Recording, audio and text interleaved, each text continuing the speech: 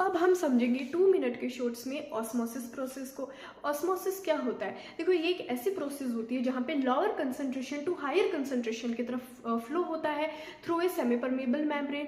Semi permeable membrane एक ऐसी membrane होती है जो सिर्फ सोलवेंट को ही अपने आर पार जाने देती है, यानी सॉल्वेंट के मॉलिक्यूल्स को ही परमिट करती है जाने के लिए, सॉल्यूशन को नहीं परमिट करती। और मैंने क्या बोला? Lower concentration to higher concentration. इसका क्या मतलब हुआ?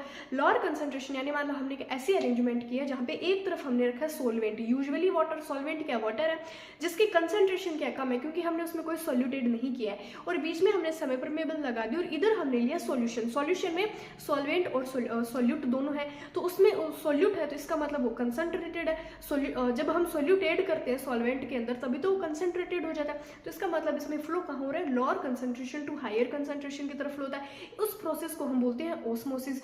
फिर हम क्या करेंगे? जब ये फ्लो ज़्यादा हो जाएगा, फ्लो अब जैसे मान लो सॉल्वेंट से सॉल्यूशन की तरफ फ्लो हो रहा है तो सॉल्यूशन की क्वांटिटी बढ़ जाएगी, क्वांटिटी में इंक्रीजमेंट होगा। वो होगा तब हम क्या करेंगे? उस पर एक प्रेशर रखेंगे, हम एक प्रेशर क्रिएट करेंगे। उस प्रेशर को हम बोलते हैं ऑस्मोटिक प्रेशर, जिसको हम पाई से डिनोट करते हैं। जब वो ऑस्मोटिक प्रेशर ज़्यादा फ्लो हो जाता है, जब वो ऑस्मोटिक प्रेशर एक्सीड हो जाता है, तब क्या होता है कि जो फ्लो होता है वो सॉल्यूशन से सॉल्वेंट की तरफ जाने लगता है। जिससे क्या होगा? जो कंसंट्रेटेड होगा, जो सोल्यूट होगा, वो तो सेमी परमेबल मेम्ब्रेन में रुक जाएगा और सेमी परमेबल मेम्ब्रेन वाटर को इस तरफ भेज देगी।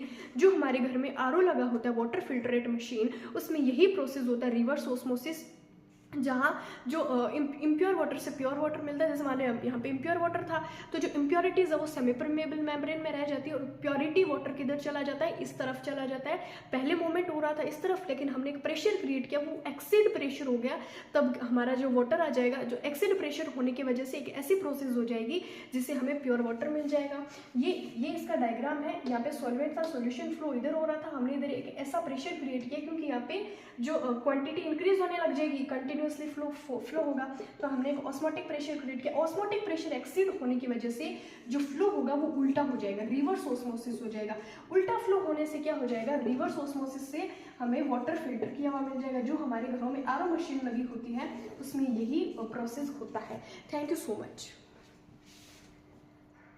एंड इसको हम ऑस्मोसिस को किशमिश से भी समझ सकते हैं। अगर हम किशमिश को वाटर में रखते हैं तो वो किशमिश फूल जाता है, क्योंकि फ्लो कहाँ से होगा? Lower concentration to higher concentration. किशमिश में कंसंट्रेशन ज़्यादा और वाटर की कंसंट्रेशन कम है, तो जो वाटर है वो किशमिश की तरफ फ्लो होगा, तो इसीलिए किशमिश होगा वो फूल जाएगा, उसमें स्वॉलिंग हो जाएगी। समझ आए? वो किशमिश में कंसंट्रेशन ज़्यादा और वाटर की कंसंट्रेशन कम है, तो lower concentration to higher concentration flow होगा। इसीलिए जब किशमिश को वाटर के अंदर रखा जाता है तो उसमें स्वेलिंग हो जाती है। सो इस एग्जाम्पल से हम ऑस्मोसिस को बहुत अच्छे से समझ सकते हैं। सो